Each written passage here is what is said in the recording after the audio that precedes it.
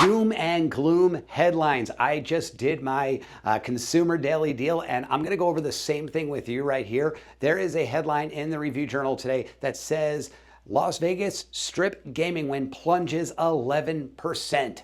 Uh-oh, does that mean tourism is down? What does that mean? Well, by the headline alone, if we're not reading any further in, that could seem really scary, especially considering we know that tourism has been down. Does that mean that January is that much worse? Well, it turns out that it does not mean that at all. As a matter of fact, gaming was up.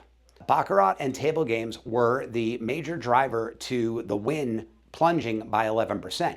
But what's really interesting is that Baccarat actually dropped 17.8% more. So they actually brought in 17.8% more money than they did over January of last year. However, the big difference was the amount they kept was only 12.8%. Last year, they actually kept 26.6%. That means that players are actually winning more. Whether that's more sophisticated players or the luck was just a little more in the players' favor this January versus last January, I don't know the details of that. However, players did better on Baccarat and table games, and that's what led to this plunge. Though, again, really important to say, gaming was actually up. So that does not mean that tourism was down further. Now, why am I bringing this up? What does real estate have to do with the Strip and everything else? Well, it all revolves around that, right? This is our biggest industry. So if it actually plunged 11% because tourism was down that much further, that means potentially more layoffs and a little more uncertainty around housing.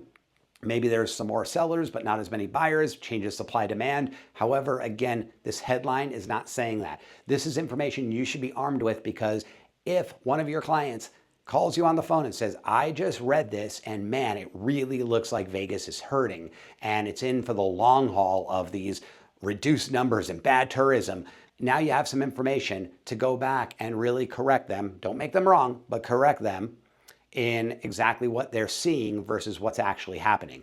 Now, as I mentioned, don't make them wrong, but correct them. There are ways to do that. And I've mentioned over the last few days that we are doing the C-cubed calls, conversations, and conversions. And things like this, I will be talking about how to not make somebody wrong and how to actually have that conversation where you're adding value and they come to self-discovery. So if you're interested in that, it starts on Monday. There are links and there is an event. Please RSVP. Click that you're coming to the event. We'd love to have you here. It's going to be an epic, epic training. That's your daily deal. We'll see you next week.